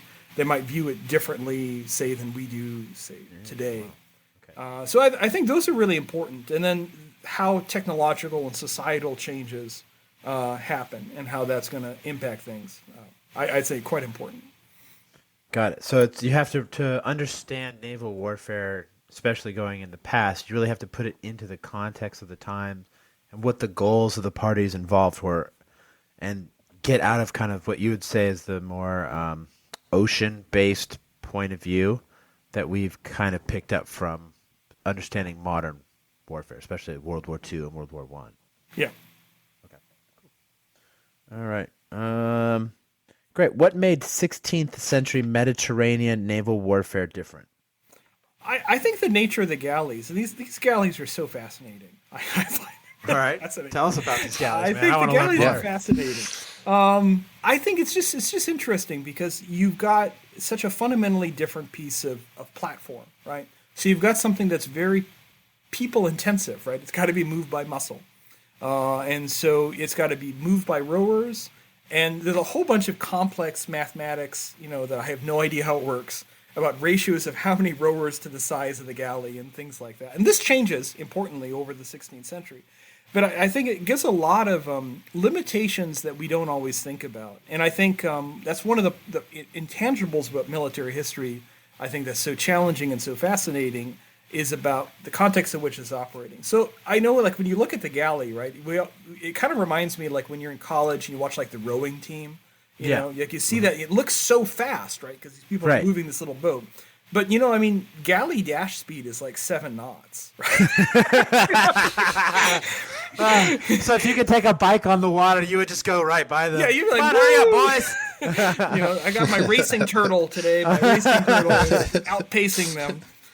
And they can only get that dash speed for like 20 minutes, right? And so when they're actually rowing along sustained, that's like 3 knots, right? I mean, it's really not fast even by sailing ship standards at the time. Oh, so sailing ships would be faster than galleys. Right. I think once you get the big 17th century sailing ships, right? And so I think that kind of plays with this. And if you think just logistically, I mean, how do you support 100, 200 people on a small boat that has to be light comparatively in order for them to move it, right? So they've done a lot of calculations about how much water, how much provisions these ships could have, 2 to 3 weeks maybe. I know if you read Thucydides, again, not the same galleys, they were putting ashore every night, right? Before they'd be going ashore and then coming. Well, because they're also rowing, right? So they're gonna need need a good night's sleep, right? Like it's not like, all right, we're just gonna let them go all night long, like. Yeah. They have to rest. So I guess that they would really need to have stations all throughout their major trade routes. Places for the galleys to chill. They would, but it's also interesting if we think about Mediterranean maritime geography, right? Mm-hmm. So the Mediterranean doesn't really have big tide shifts the way that the oceans The Atlantic does, yeah. And so the Mediterranean also has lots of sandy shores where you could beach. And so the galleys, at least early on, this changes when they get bigger galley armadas like for Lepanto. But at least in the first part of the 16th century, like, you could actually just kind of poke galleys around without ports for protracted periods of time. Oh, wow. And they could beach. And they would beach, and they would normally want to beach with the bow out toward the ocean for defensive purposes.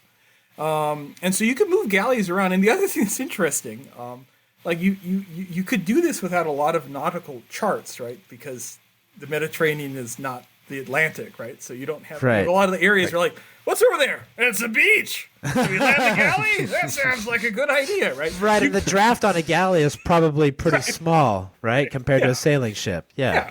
So there's a kind of a lot of differences. Having said that, though, and this is, again, one of the big differences one could argue, right, their legs, in terms of how long they could stay out, was relatively short in terms of staying out to sea. And so, what you have in, like, say, the Age of Sail, where, like, the Royal Navy could blockade Brest for, like, just years, right? You could just have this Atlantic squadron, and that's what it did. You couldn't really do that with galleys. And so the blockade that Mahan really wants to have, you could argue, is much more difficult in the case of galley warfare. And also, for a lot of these countries, the muscle power of the galley, in terms of its crew, could also be converted into its actual fighting power. Right? So if you think about the Ottomans earlier on with the Venetians, you can actually convert.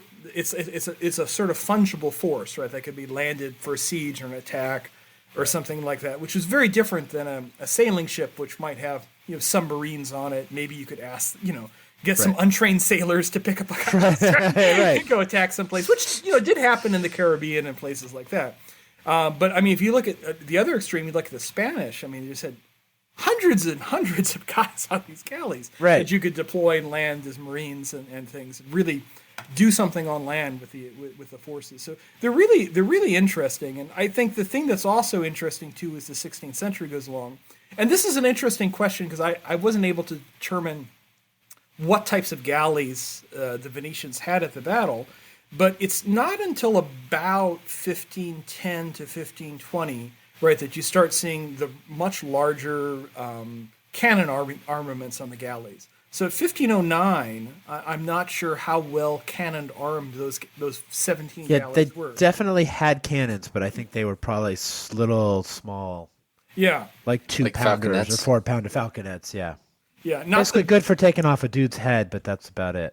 yeah, not the big, the things that you start seeing the Venetians, the Spanish having by Right. the 1530s. You've got one mainland gun that's like a 40 or 50 pounder. Right. I think Flanked they by a had couple of others. anti-personnel cannons, not so much anti-materiel cannons. Yeah, yeah.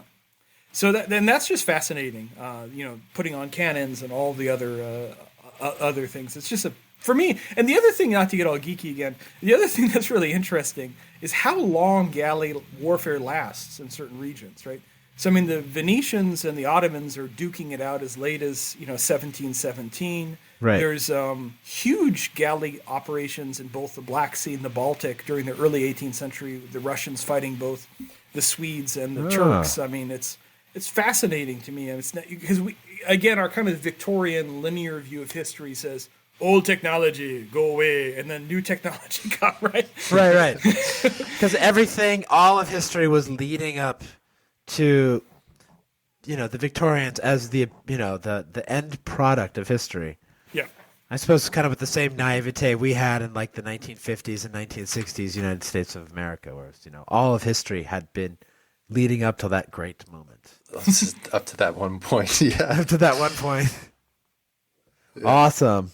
All right, so how would you describe the context of naval warfare in the 16th century, Patrick? We've touched a lot on some of these aspects before, but I think important to think about is this kind of much more gray area between public and private than we have today. And so if you look at there are exceptions, the Ottomans and the Venetians, but for most of these countries, most of these states, I mean, the difference between a naval vessel, a merchant vessel, a pirate, is much kind of much mad.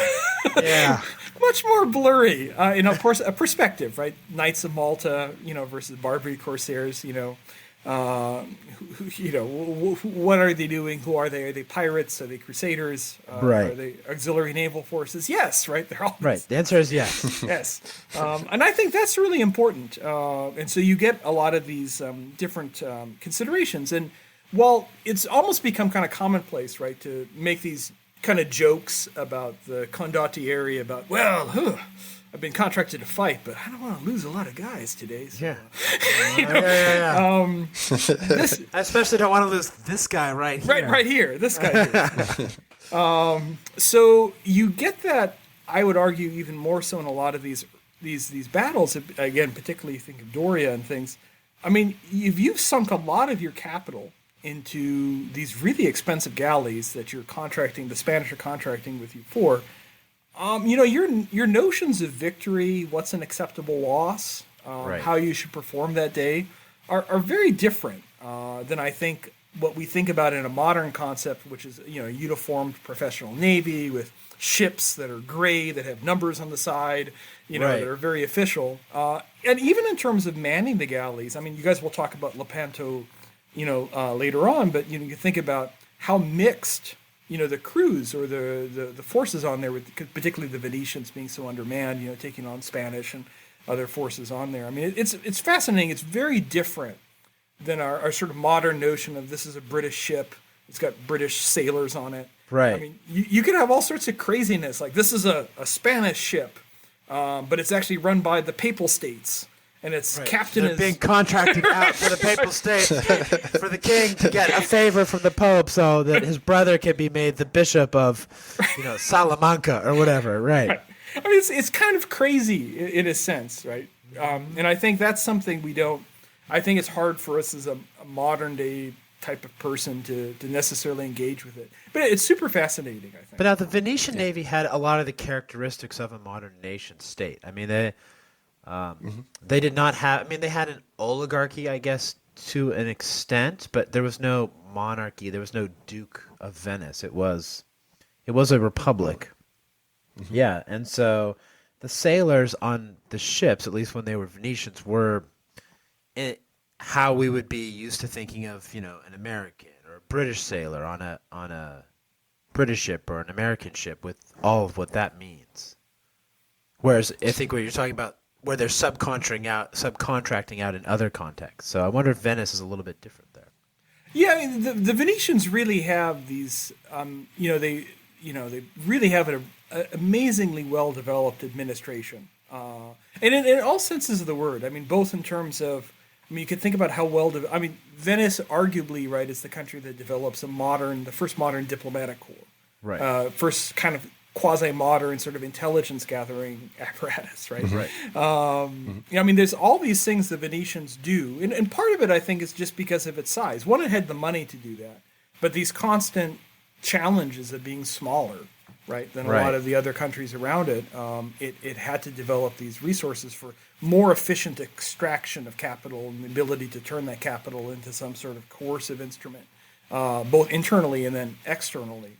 I think it's pretty amazing with Venice. I mean, it really pushes the limits of what a Renaissance state was able to do until you get to, like, again, simplification, until you get to really about, again, Habsburg Spain also does something similar, particularly under Philip II, but you don't get that kind of level of organization. It's not really surpassed till you get to really Bourbon France, the 16, 1700s. Yeah. It's quite amazing and again, you've all probably heard those stories, right? Whenever big important people would visit Venice, they would show, how fast can we build a galley at the arsenal, Right.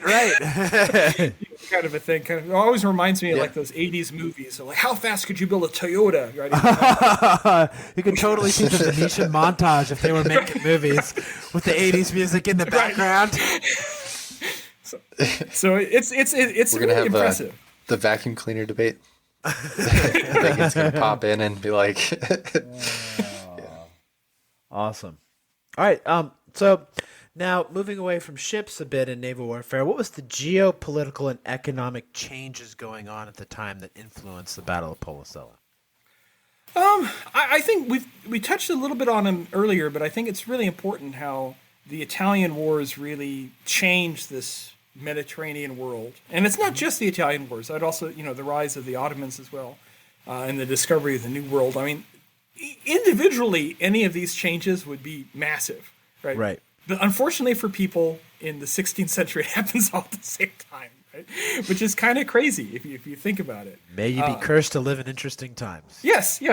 And so you see these countervailing pushes and pulls going around that I think are really important, and how what would be larger states, powerful states like Venice, are really surpassed by whether it is France or the Ottomans or by the Spanish Habsburgs is quite amazing at the time. And I think it's really tricky, for us, because we have this kind of strange mingling, right? So, Maximilian, the Holy Roman Empire, comes in, but then because of dynastic succession, all of a sudden, the Holy Roman Empire in Spain is together, and then eventually Portugal gets added to that. Right. And you have things that are kind of weird, from a modern perspective. I think also interesting, you can see this development of this kind of uneasy mixture of both this earlier, if I'm permitted to use that term, earlier tradition of sort of the crusading, this religion against that religion. At the same time, you have tremendous pragmatism. I mean, and I think this is one of the stories that often gets overlooked. I mean, this alliance between Valois France and the Ottoman Empire, right, to fight against the Habsburgs is kind of 100 years earlier. It's kind of crazy, right? Yeah. But you see this pragmatism of the enemy of my enemy is my friend. And I think also just some of all the crazy warrior popes, the papal states at this time, Julius and so on, and the Borgias. I mean, it's a really heady time period. It's almost, there's this old proverb from the Caucasus that said that, got a dog. Old proverb from the Caucasus that said why the Caucasus was always so full of violence is that when God had his salt and pepper shaker and dropping people along the planet, they dropped, and too many people fell out in a small area in the Caucasus. And I wonder if that kind of analogy works for 16th century Mediterranean. I mean, there's just so much going on, right? So much, and so much competition for such small areas. Yeah. That's Italy to a T. Yeah. I mean,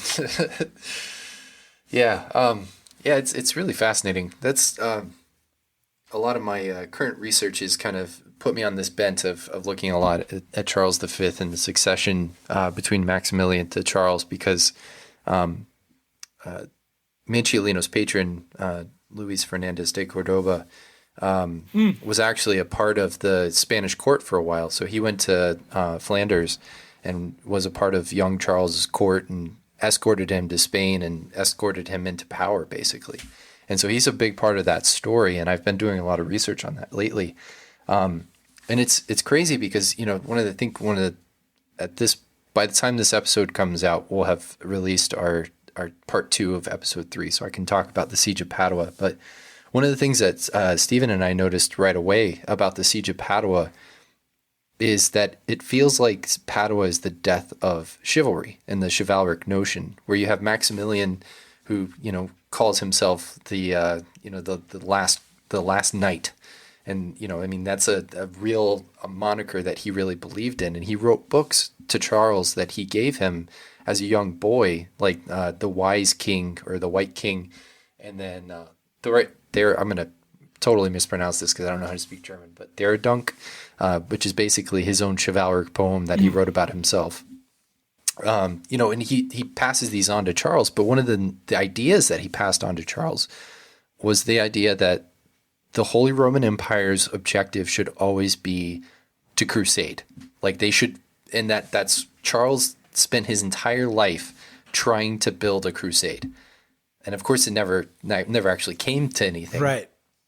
But that notion, that this sort of like antiquated notion versus somebody like Francis, and Francis's notion that maybe instead of trying to fight against the Turk, I can use the Turks as this like this pawn, or not necessarily a pawn, because the Turks were quite powerful at that point. Yeah, were definitely more on the powerful rise. than France. Yeah. Right.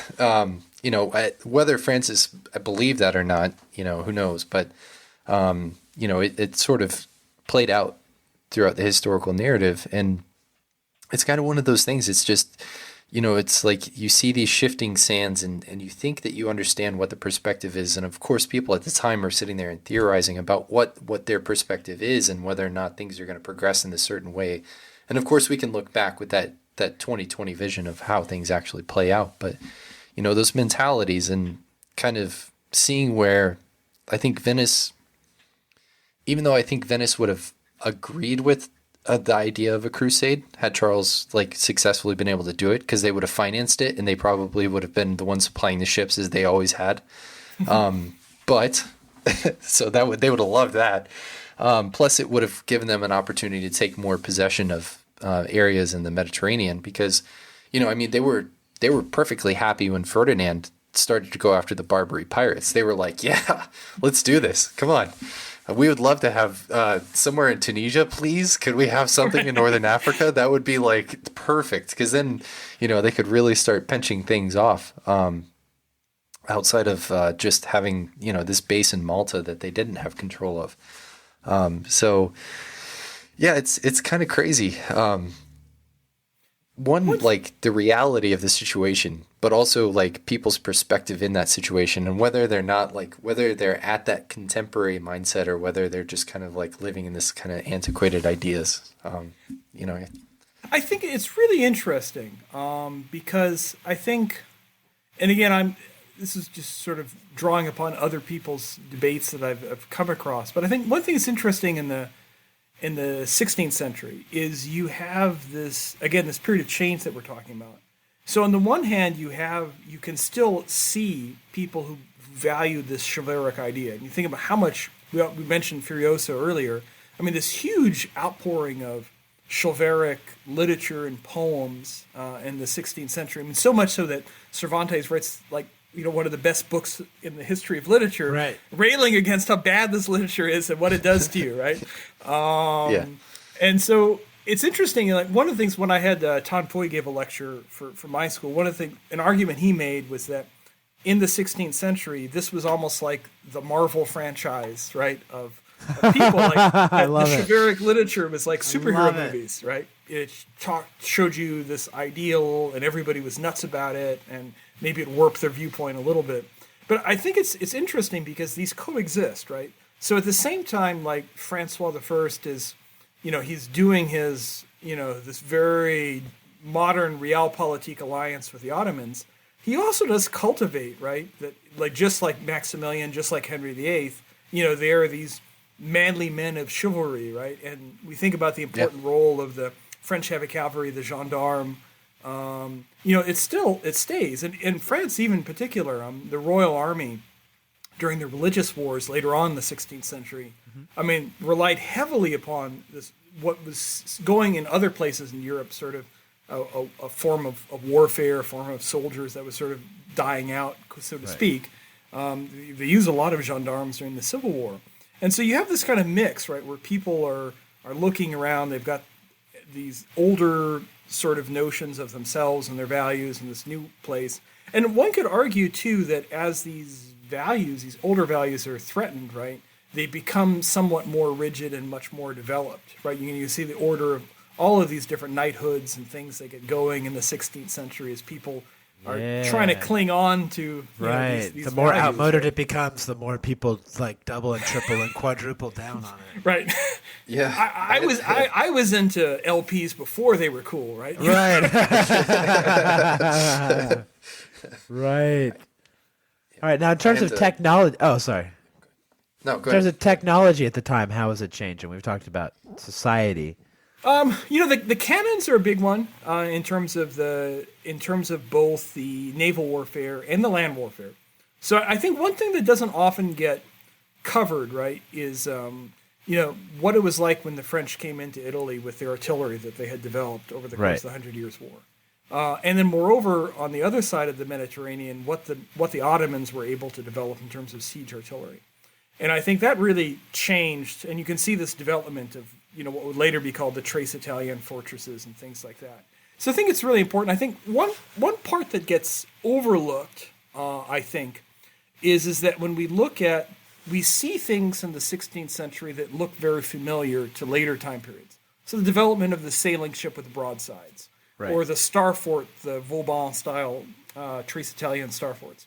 But one thing I think that's important that some of the historians have remarked upon is, again, it's dangerous to look at something in like 1530 or 1540, see things that look familiar to 1650 or 1750, and then think they're the same. They're the same, right. And so the problem is just how expensive and rare artillery was, particularly in the Mediterranean in the early part of the 16th century, until they get to that change where they can make cannons out of iron and it's cheaper, which doesn't happen until about 1600. And so I think that's one of the kind of missing links when we look at understanding a lot of the warfare is while cannons are important and they're really big, they're also very expensive. Very expensive. People want to lose from them. Bronze, yeah. And also people want, it's one of the big goals, right, is not necessarily to sink enemy ships, but to capture them, right, so that you can get the cannons, right? Same thing in fortresses. And so I think that's something that's interesting, the changing technology. There's also this, we touched a little bit on it earlier, but you also see this increasing size of galleys by the second half of the 16th century. And they start experimenting with multiple rowers and things like that. Of course, it makes things much more expensive, and then some people who do much better quantitative work than I would ever do have traced like the price of ship's biscuit over time and how that impacted campaigns. So, I mean, there's a lot of different things happening technologically, and I think a lot of them, whether it's the Ottomans, I mean, also the Spanish at the same time, and the Spanish are in the process in the 16th century developing some of the most capable land forces during the 16th century. Developing the musket, the tercio, all this kind of stuff is all sort of developing in this sort of heady mix. So it's. I just think me. This is where my like inner 12-year-old comes out. I just think it's so fascinating. You think about these battles, and you're like, I mean, it's almost like your 12-year-old is like designing like a game. What would you like? I want a knight. All right, a knight in armor. Got it. Do you have a cannon too? I want a cannon. Okay. Yeah. All right. Could you have like a guy with like a recurved bow and a scimitar? Yeah, we can do that too. Yeah. What else would be cool in this battle? How about like some like lance connects with like puffy pants? Okay, you can do. I mean, you could see all of that like in any given 16th century military. They're kind of crazy. probably also doing some sort of sorcery on behalf of the army and divination as well. I haven't gotten proof of that, but we have a revolt in a city that essentially started over a statue that people thought had been weeping, which, maybe it did. I don't know. That's, I think one of the fascinating things is, that combination of the old and the modern all kind of together. One thing I thought that was interesting in doing research on the Battle of Polesella was the improvement of powder milling technology, especially in terms of consistency. How would being able to make consistent powder affect the accuracy of a cannon? There's an interesting study about powder and firearms development in the 16th century, and so the powder gets, long story short, involving lots of physics that I don't understand and chemistry that I don't understand because I was a humanities major. There's this development in increasing efficiency in powder, and so people are able to get more performance in terms of accuracy and also in terms of range. And the other big thing on the flip side is people are able to build cheaper and lighter, basically, projectile devices, right? So you're able to build things, whether it's cannons or handguns or muskets, you're able to build them in sort of lighter and much more affordable and then also much more portable devices. Again, whether it's a handgun for a person or a cannon for a galley or for a fortress. Yeah. And so you get a lot of interesting development. So, for example, our conventional narrative about the end of the night, right, is normally some combination of Swiss pikemen and the musket. English longbow. Right. And the English longbowmen. Don't forget the English longbowmen. Don't forget them. So we normally, if you just pick up a book, that's the end of the night was the longbowman or the Swiss pike. I mean, there's been an argument past 20 or so years in 16th century history that actually it was the pistolero that got rid of the knight. That over the course of the late 16th century, when it got to the melee after they did the initial charge, a lighter but still armored horseman with 2 or 3 pistols and a sword ended up doing better in a cavalry melee than a knight with a sword. Right. And again, that's not universally agreed upon, but just the event of relatively light wheel-lock pistols changed cavalry engagements, and you get to the whole caracol and all that in the 17th century. So I think the development of the powder is really important. The other thing that also doesn't get a lot of attention is the shift of projectiles, right? Because originally they had these, hand chiseled stone cannonballs. Yeah, right? You can imagine. I mean, again, to me, I actually every time I read that, I'm still kind of boggled. Right? They're like, well, we've got to make some things to shoot at the fortress or the ship. Yeah. Let's get some guys chipping some cannon. You can just imagine, I mean, we got one cannon at the siege of Padua. Correct me if I'm wrong on this, Joshua, but I think it had a 60-centimeter barrel. So I think that means it's firing like a 500-pound. I'm assuming it's a stone projectile because it'd be prohibitively expensive otherwise. Yeah. So it can't have been shooting it very fast, but just the idea, like, all right, roll that big rock into that barrel, set it off. And I think that's the one that they could only fire like 3 times a day. Yeah, something like that. It's the Schwere Gustav of the 1500s. Yeah. All right, and its name was Wake Up Call. Wake Up Call, that's right. They could hear it in Venice when it was firing, which was just awesome. Yeah. Now, going back to the boats, how did the navies or ships of the time differ from one another? Oh, interesting. A lot of this is this information. I think it's been really painstakingly brought up, and my own view is that I think some of this will change the more research that people have been doing, and so you can draw some kind of generalities, but I think a lot of this research is still changing. Like as I was mentioned, I read a book about Genoa just the other week that changed some of my views on this. But roughly speaking, right, as we've kind of mentioned before, I mean, the Venetians, they've got really good galleys. And each country, and I know this sounds kind of like the Captain Obvious military history comment, but I think one problem we have is like you pull up Wikipedia and you're like, what does a battleship look like? And it'll pick up these, this is the Bismarck, and this is the Amato. And you can do the same with galleys. The Wikipedia page for galley is quite well done, actually, I was going to say. I could just read it to you for this. No, just kidding. But we think of a galley, and the galley looks the same. But when countries develop platforms, right, or military bodies, they have specific uses in mind that shape a bit how they work. So, for example, like if you're this, I've got outside of the period for a second. When the British are building battleships and battle cruisers for the world wars, the British have an empire they have to protect.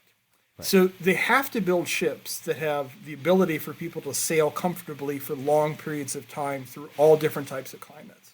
Right? And so that affects, to a degree, their combat efficiency when they fight. When the Germans are building their high seas fleet before World War I, they have some colonies, but they're not that dedicated to sort of protecting them. Right. They're interested in combat efficiency, like how well can our ships fight. Right. They don't have to think about long-range imperial policing the way the British do.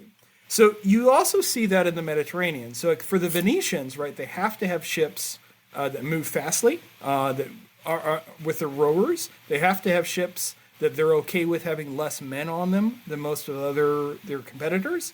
And again, their idea for their ships, right, is maintaining their sort of sea lines of communication to their overseas territories, right? So something happens, the Ottomans or whoever is laying siege, rush a bunch of ships there, win the battle decisively and quickly, and probably win the battle through artillery overboarding if they can, right? And the Venetians, some people have speculated, most of the times when these galleys were fighting, like they weren't like parked and shooting at each other, right? They would get up point blank, shoot, and then board, right? Or somebody sank. Some people have speculated the Venetians had the capability to actually shoot a volley or two at longer range that nobody else was able to at the time. And so the Venetians were always were the only country that were pushing long-range artillery fire from galleys. How much that was used, there's some speculation about that. But we can see Venetian, innovation with things like the famous galleasses at Lepanto, where they were doing some different things. In contrast, you look at like the Spanish, right? And the Spanish ships, they don't sail. They sail quicker than the Venetians sail, but they don't move under oars as fast or as maneuverable as the Venetians.